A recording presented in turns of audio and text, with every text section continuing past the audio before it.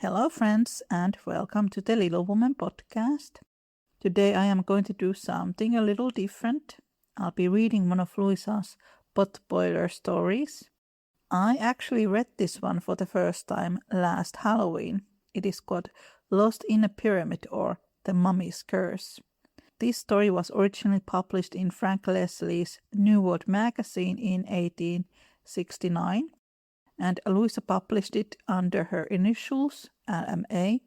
Last season I had Bridger from the Library Ladder channel as my guest. And if you haven't listened to those episodes, go back and listen to them. They are amazing. And we had a really great discussion about Louisa's years working for Leslie's magazine.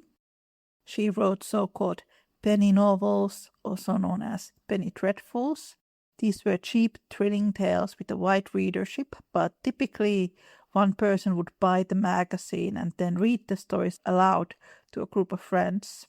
They were seen as a lower form of entertainment. Louisa's family, along with the circle of transcendentalists, would have disapproved of that kind of writing. Personally, I think Louisa wrote these stories for many reasons. Perhaps for the thrill of it, especially when she was young, but also out of necessity. They paid quite poorly, and in Little Woman it is mentioned that the owner of the Weekly Volcano calls Jo a hack, assuming that when she leaves, she'll simply be replaced by another writer, a hack, who can be paid just as little. There is more of a feminist narrative that sometimes appears in adaptations of Little Woman, where Jo is defended for writing whatever she wants, and Frederick's criticism is viewed negatively. But I often feel that the historical context is missing when it comes to the people who have written these adaptations. To me, Fritz represents Jo's conscience in that moment. And if it weren't Friedrich, it might just easily have been Beth or Marmee. I also find it fascinating that in Rose in Bloom, that was written many years after Little Woman, includes a scene where some of Rose's 8 boy cousins are reading these penny novels. One of her aunts becomes quite upset and explains why she believes they are not healthy reading for young boys. Then in Jo's Boys, Jo's nephew Demi becomes interested in the magazine industry, which worries her.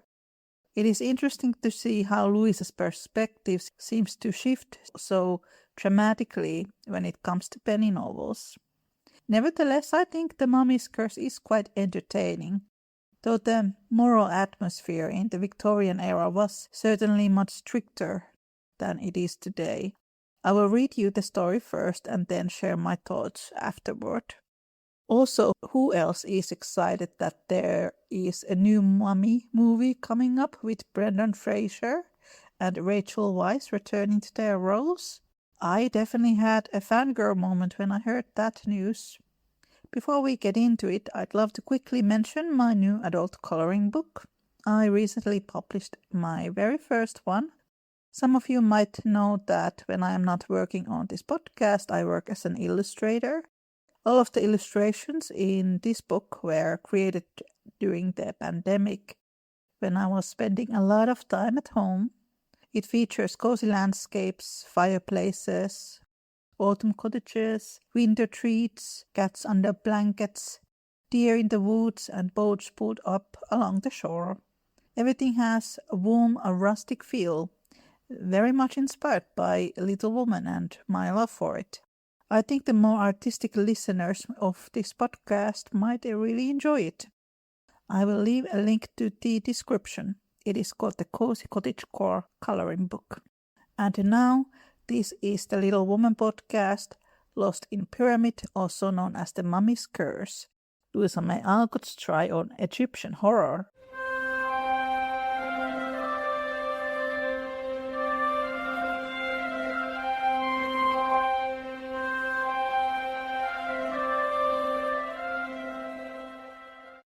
Lost in a Pyramid, or The Mummy's Curse, by Louisa May Alcott. "And what are these, Paul?" asked Evelyn, opening a tarnished gold box and examining its contents curiously. "Seeds of some unknown Egyptian plant," replied Fawcett, with a sudden shadow on his dark face. as he looked down at the 3 scarlet grains lying in the white hand lifted to him. "Where did you get them?" asked the girl.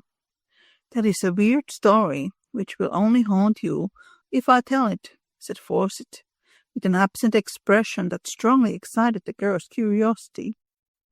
"Please tell it. I like weird tales, and they never trouble me." "Oh, do tell it. Your stories are always so interesting," she cried, looking up with such a pretty blending of entreaty and command in her charming face that refusal was impossible. "You'll be sorry for it, and so shall I, perhaps. I warn you beforehand that harm is foretold to the possessor of those mysterious seeds," said Fawcett, smiling while he knit his black brows and regarded the blooming creature before him with a fond yet foreboding glance.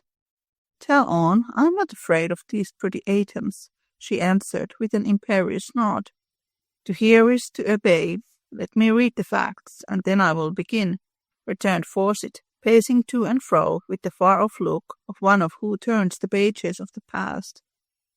Evelyn watched him a moment, and then returned to her work, or play rather, for the task seemed well suited to the vivacious little creature, half child, half woman.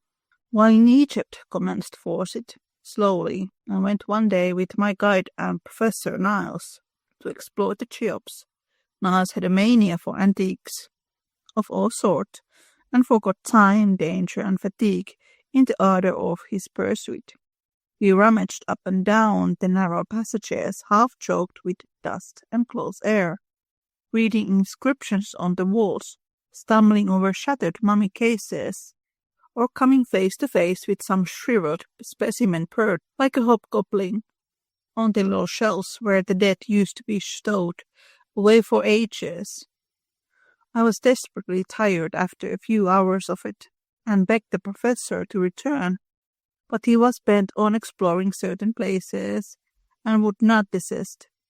We had but one guide, so I was forced to stay, but Jamal, my man, seeing how weary I was, proposed to us to rest in one of the larger passages, while he went to procure another guide for Niles. We consented, and assuring us that we were perfectly safe if we did not quit the spot, Jamal left us, promising to return speedily. The professor sat down to take note of his researches, and stretching myself on the soft sand, I fell asleep. I was roused by that indescribable thrill which instinctively warns us of danger, and springing up, I found myself alone. One torch burned faintly where Jamal had struck it, but Niles and the other light were gone.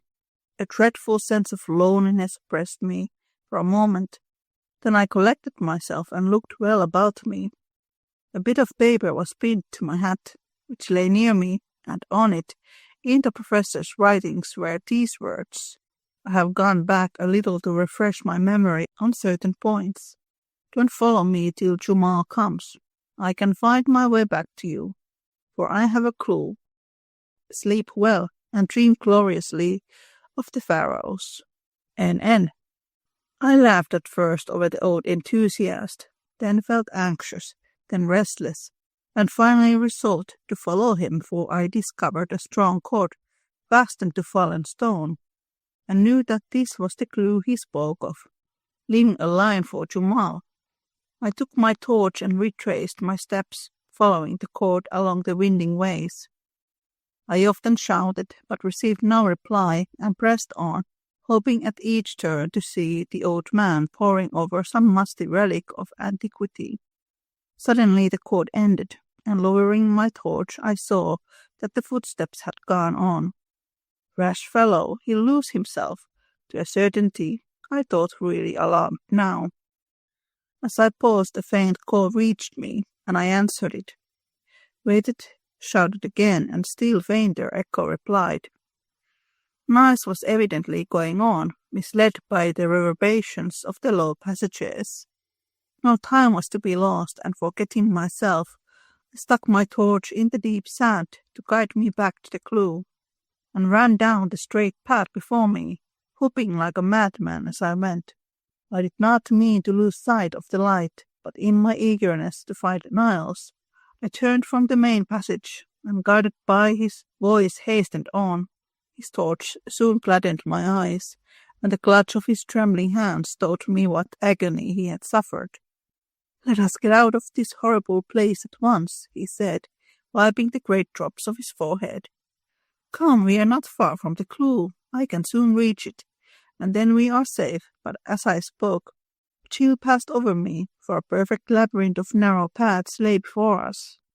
Trying to guide myself by such landmarks as I had observed in my hasty passage, I followed the tracks in the sand till I fancied we must be near my light.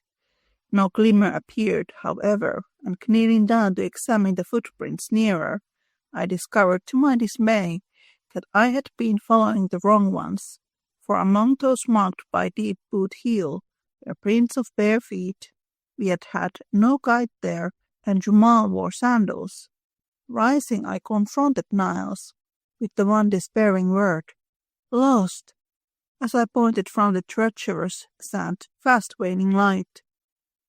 I thought the old man would be overwhelmed, but, to my surprise, he grew quite calm and steady, though a moment, and then went on, saying quietly, "Other men have passed here before us. Let us follow their steps, for, if I do not greatly err, they lead toward great passages where one's way is easily found." On we went bravely, till a misstep threw the professor violently to the ground with a broken leg, and nearly extinguished the torch. It was a horrible predicament, and I gave up all hope as I sat beside the poor fellow, who lay exhausted with fatigue, remorse, and pain, for I would not leave him. "Paul," he said suddenly, if you will not go on, there is one more effort we can make. I remember hearing that the party, lost as we are, saved themselves by building a fire. The smoke penetrated further than sound or light. But the guide's journal, which understood the unusual mist, he followed it, and rescued the party. Make a fire and trust to Jamal. "A fire without wood," I began, but he pointed to a shelf behind me, which had escaped me in the gloom, and on it I saw a slender mummy case. I understood him, for these dry cases, which lie about in hundreds, are freely used as firewood. Reaching up, I pulled it down, believing it to be empty, but as it fell it burst open, and out rolled a mummy. Accustomed as I was to such sights, it startled me a little, for danger had unstrung my nerves.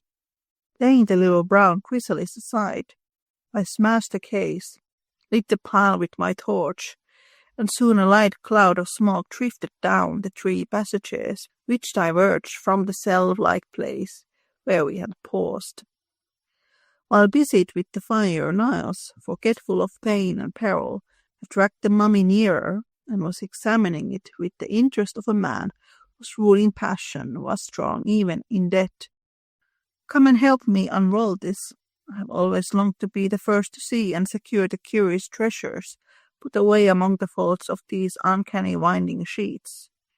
This is a woman, and we may find something rare and precious here," he said, beginning to unfold the outer coverings from which a strange aromatic odor came.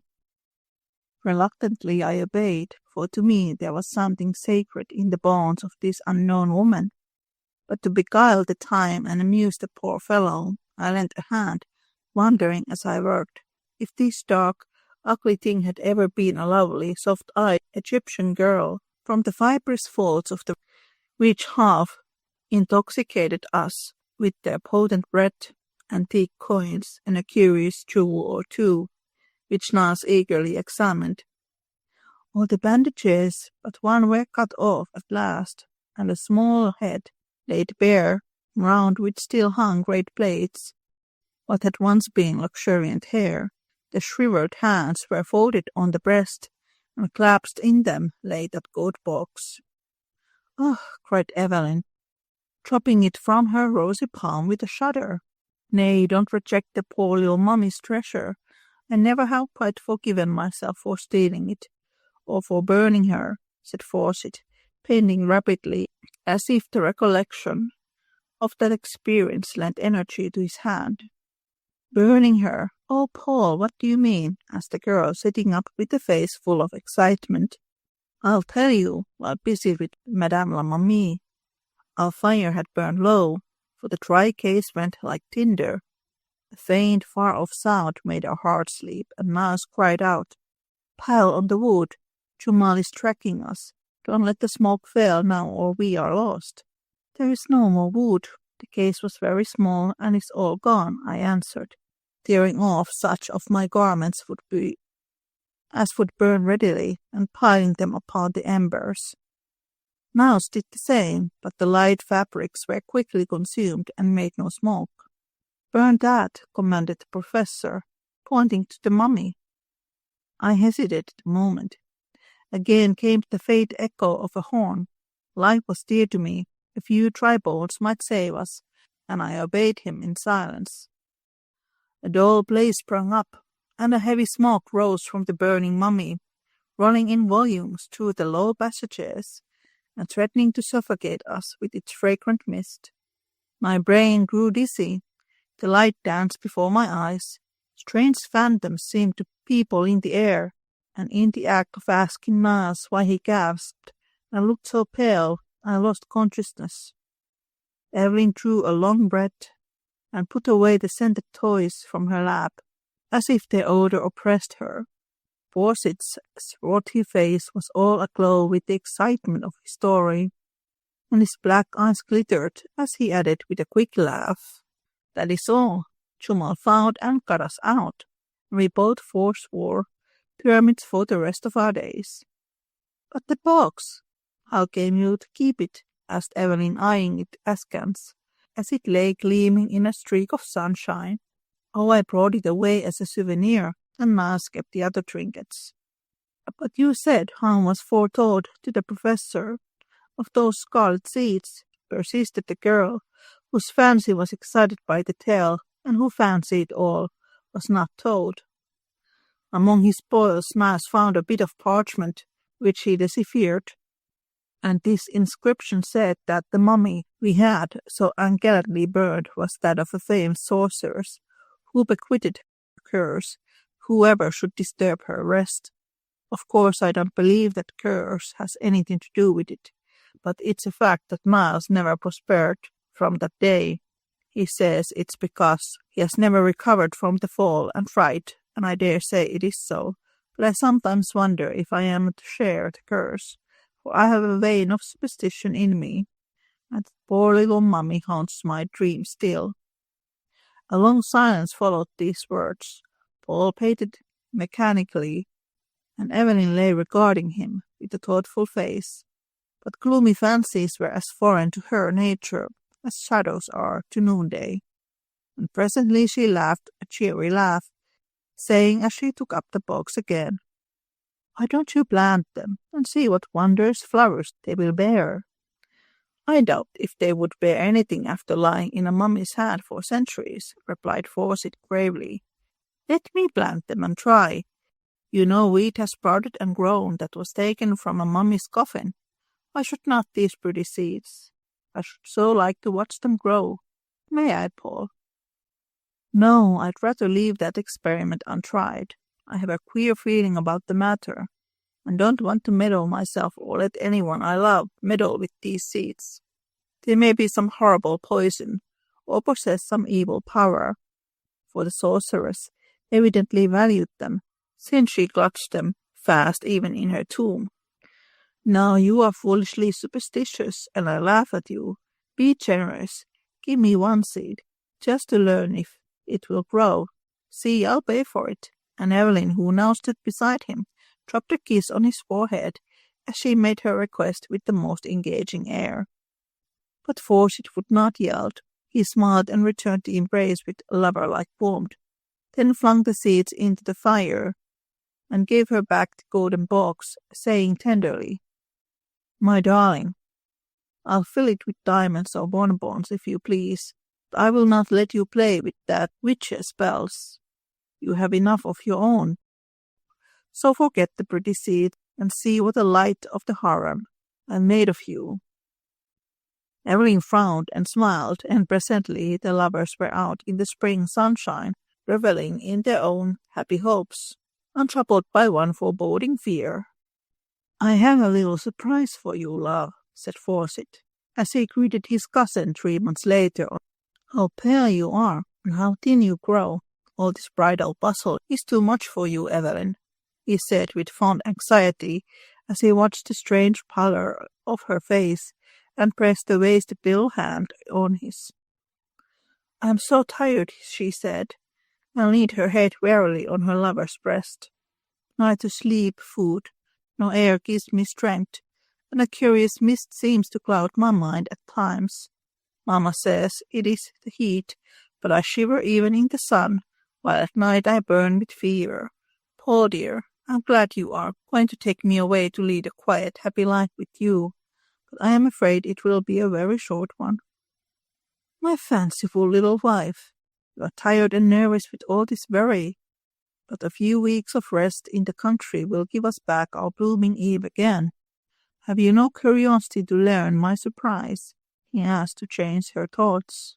The vacant look stealing over the girl's face gave place to one of interest, but as she listened, it seemed to require an effort to fix her mind on her lover's words. "You remember the day we rummaged in the old cabinet?" "Yes," and a smile touched her lips for a moment. "And how you wanted to plant those queer red seeds I stole from the mummy?" "I remember," and her eyes kindled with sudden fire. "Well, I tossed them into the fire as I thought, and gave you the box. But when I went back to cover up my picture and found one of those seeds on the rock, a sudden fancy to gratify your whim led me to send it to Niles and ask him to plant and report on its progress. Today I hear from him for the first time, and he reports that the seed has grown marvelously, has budded, and that he intends to take the first flower, if it blooms in time, to a meeting of famous scientific men, after which he will send me its true name and the plant itself. From his description, it must be very curious, and I am impatient to see it."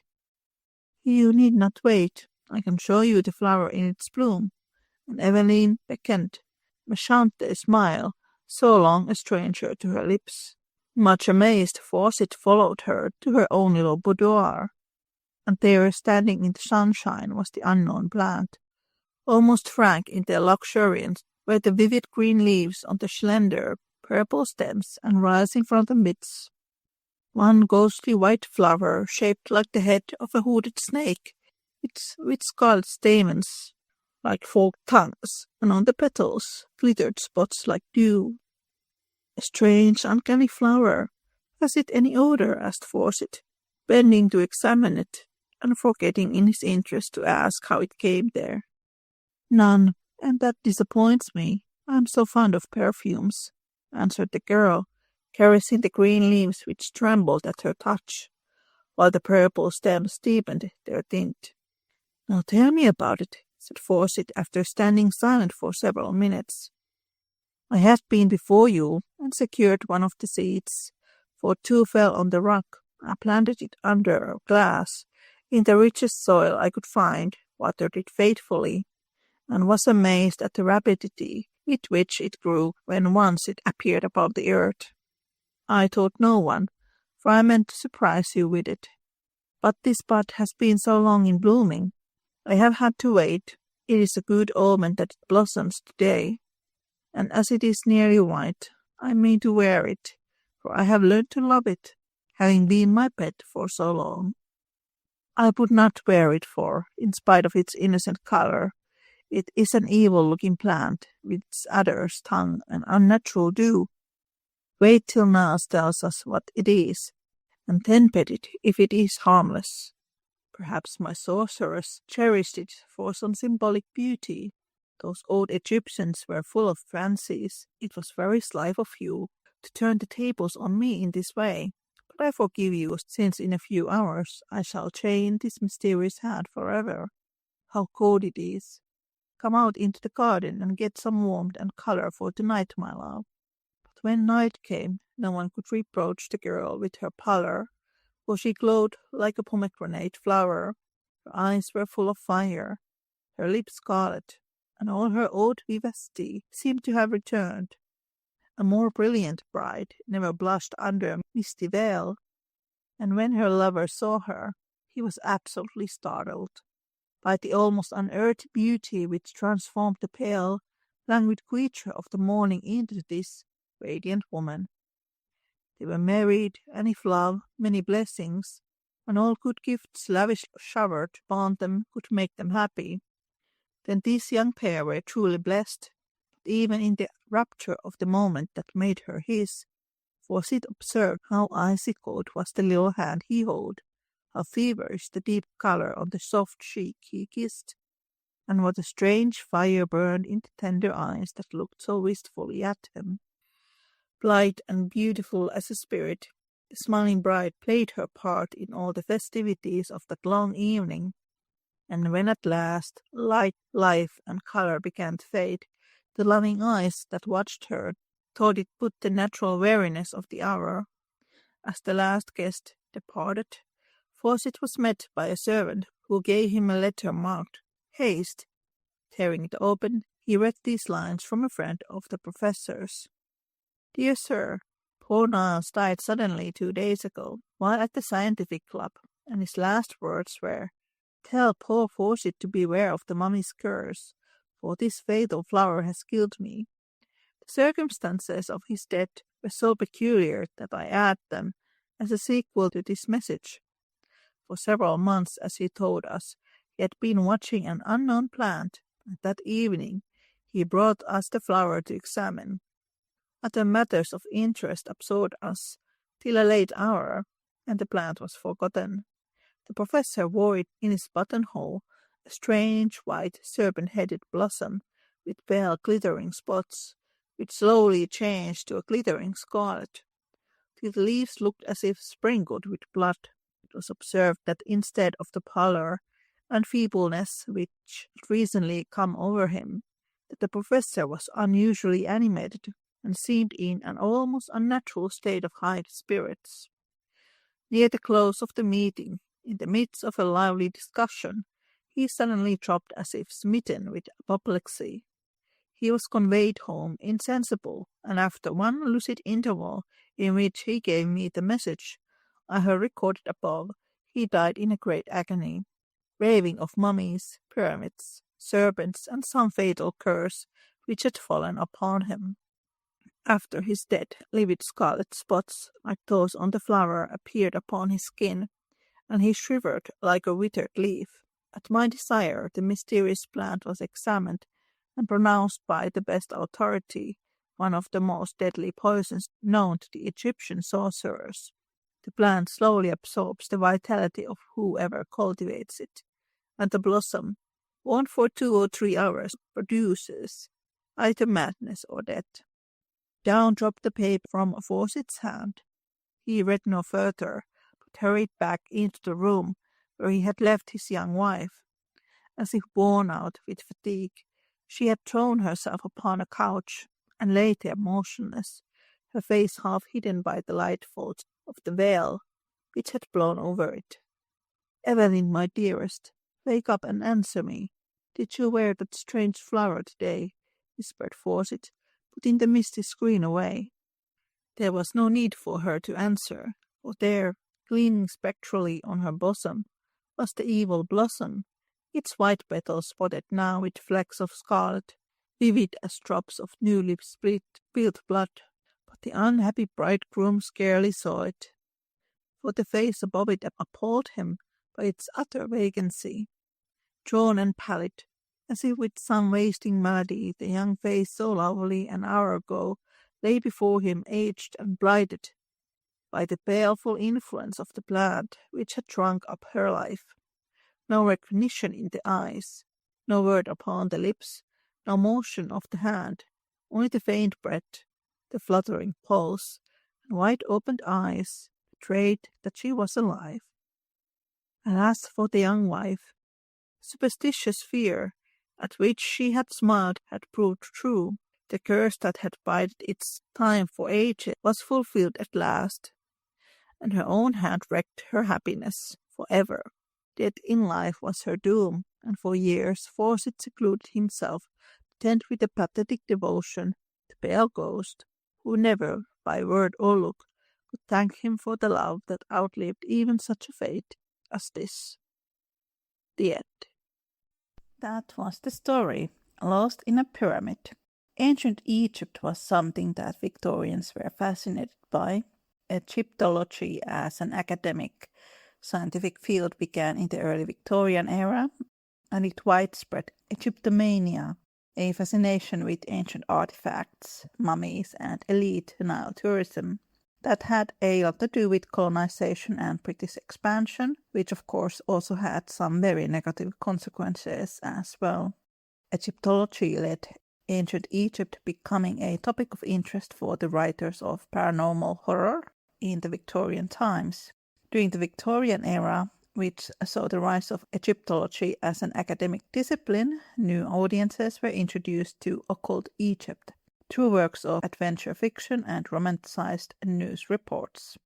According to Dr. Eleanor Dobson, a lecturer in 19th century English literature at the University of Birmingham, the history of Egyptology is firmly tethered in explorations of the paranormal, encompassing physical research, spiritualism, theosophy, and occultism more broadly.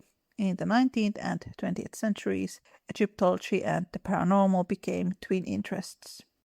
Howard Carter found the tomb of Tutankhamun, and stories about his findings were also published. Carter had read and admired the work of Giovanni Battista Belzoni, an Italian explorer and former circus strongman.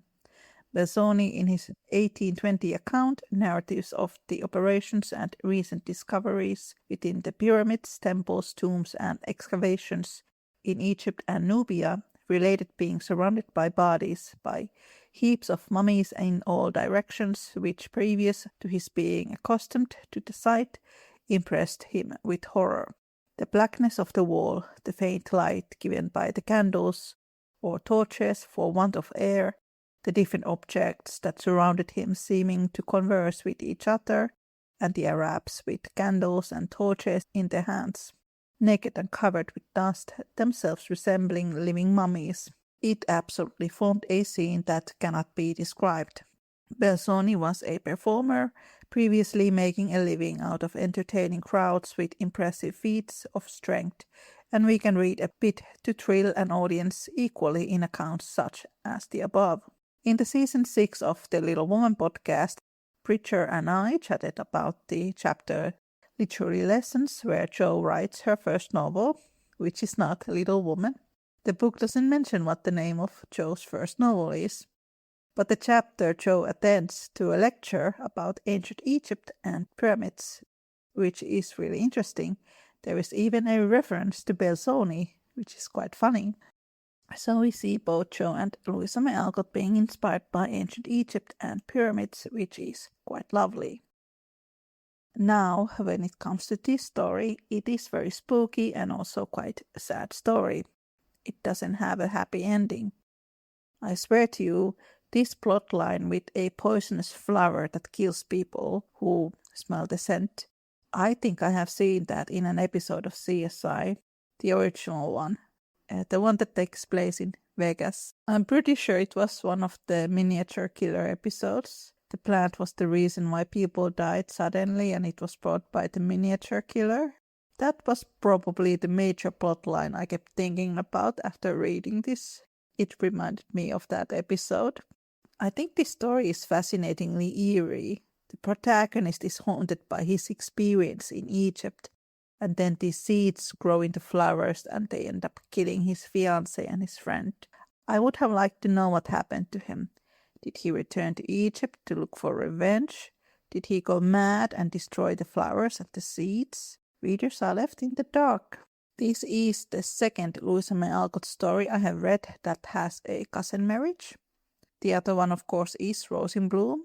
I know cousin marriages were pretty common in the Victorian times, and if there is something good I can point out in a cousin marriage, this case, at least in Louisa May Alcott stories, the cousin marriages are love marriages. In most cases, when people married their cousins, it was for money. Let me know what your thoughts are about Lost in the Pyramid. I felt the story could have been expanded a bit, but I did enjoy the eerie atmosphere. That was it for now. Thank you for listening and make good choices. Bye!